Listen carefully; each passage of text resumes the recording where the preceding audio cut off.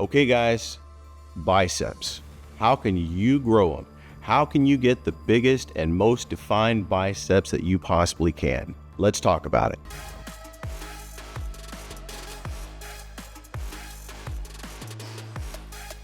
Okay guys, so to talk about growing the biceps, it's important to understand the anatomy of the bicep. There is the short head of the bicep, which runs on the interior of the arm from the elbow joint, which attaches up to the inside of the shoulder. And there's what's called the long head of the bicep, which goes from the elbow all the way up past your shoulder joint, attaches up past the shoulder. It's important not only to work out both of these muscles differently, but also the brachialis muscle, which runs right through the middle of both of those biceps. Now, the short head helps with the muscular definition of the bicep. The long head is what gives it the peak as you see it from the front. The brachialis is what gives the bicep volume and width. We're not here to try to lift heavy weights with biceps, guys. When it comes to biceps, reps are more important than weight.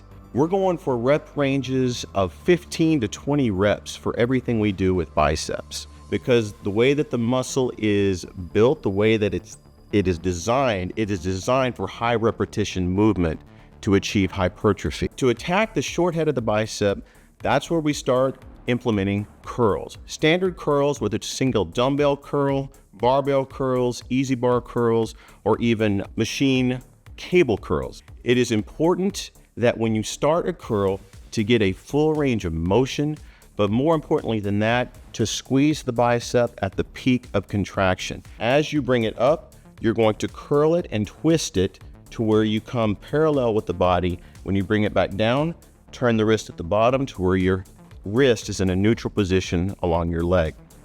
When you're grabbing the dumbbell, you're going to concentrate and think on squeezing your pinky and ring finger into the dumbbell, not your ring and middle finger. You're not wanting to bring your forearm into play when you're just really targeting your bicep. Keep your wrist at a neutral position. Try not to curl it in when you do that curl. Try to keep it out, and you can even keep it pointed down to where you're ensuring that all contraction is done with the bicep, not the forearm. It's okay to cheat. When you're getting to the end of your rep range and you're getting to that fatigue point where you know you just can't do another concentric movement or upward raise of that curl, it's okay to engage in a swinging motion to bring them up. As long as you hold them as long as you can on the decentric or going down movement. So another great exercise for the short head is the concentration curl. We've seen this for decades.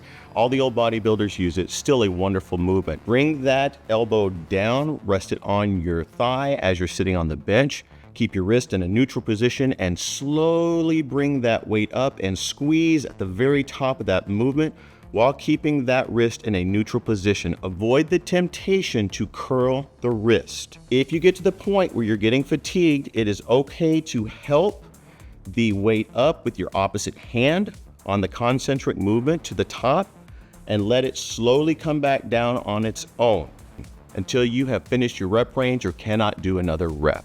Okay, another great exercise is what I call spider curls. Set the bench to about a 45 or even 30-degree angle. Put your stomach on the bench to where your head goes over the top. Bring the weights up, squeeze at the top with your wrists in a neutral position. And by keeping your wrists in a neutral position, guys, you're really gonna help increase that extra peak, which everyone's looking for in the bicep. Okay, let's talk about some things for the long head. Now, the long head of the bicep comes into play when your elbows come in front of your body. So one of my favorite exercises for this is gonna be an incline bench curl. So you're gonna sit back with the bench, probably about a 45-degree angle.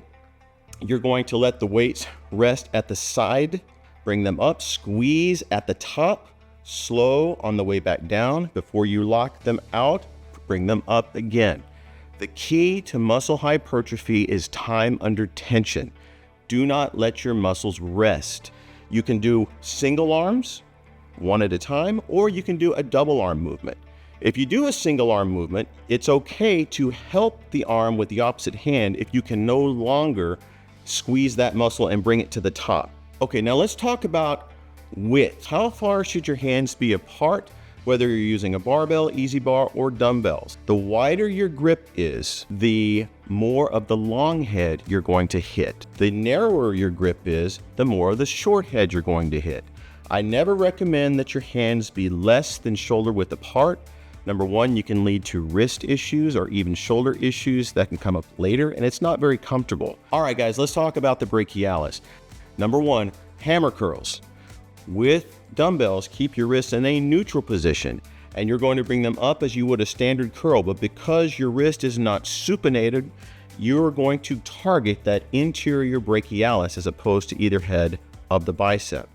Keep the time under tension as much as possible, as high a rep range as possible. If you get to the point of failure or fatigue, it's okay to cheat on bringing them up as long as you're going slow on the way down.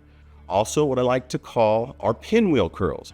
Dumbbell, keep it a neutral position in front of you, but instead of bringing it out and up, you're going to bring it clockwise across your body. Keep that elbow pinned to your side, bring it up, squeeze for all you're worth, let it down slow.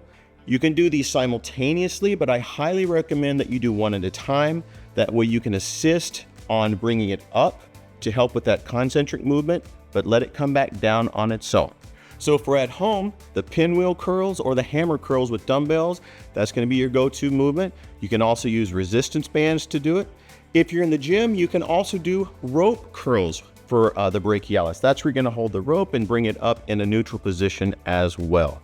Varying these kind of exercises is what's going to help you attain more growth. It's going to confuse your body and not know what's coming. Okay, to finish off a bicep workout, I like to do a finisher. My preferred finisher is doing what I call 21s. And this is going to be just a standard dumbbell curl, or if you want to target more of your brachialis, you can do it as hammer curls. Start with 7 full reps from the bottom all the way to the top. On the 7th rep, lower it to halfway. Do 7 reps from halfway to the very top, again squeezing the entire time, and then finish with 7 reps from the bottom to halfway. And I guarantee you, what those ones at the end are the hardest ones to do. Go lighter on these, because again, you're trying to finish. You've already burned out this muscle. It's near the end, but you're wanting to squeeze every bit of hypertrophy as you possibly can. If you're really trying to target your biceps, I highly recommend at least 4 sets per muscle group with no less than 15 to 20 reps per set. Always do a finisher. You could do a finisher with a superset, or you could do it as 21s. But squeeze as much as you can out of the very end, and then you've had a great workout. Make sure to like and follow, and click on the notifications to see our newest videos. See y'all later.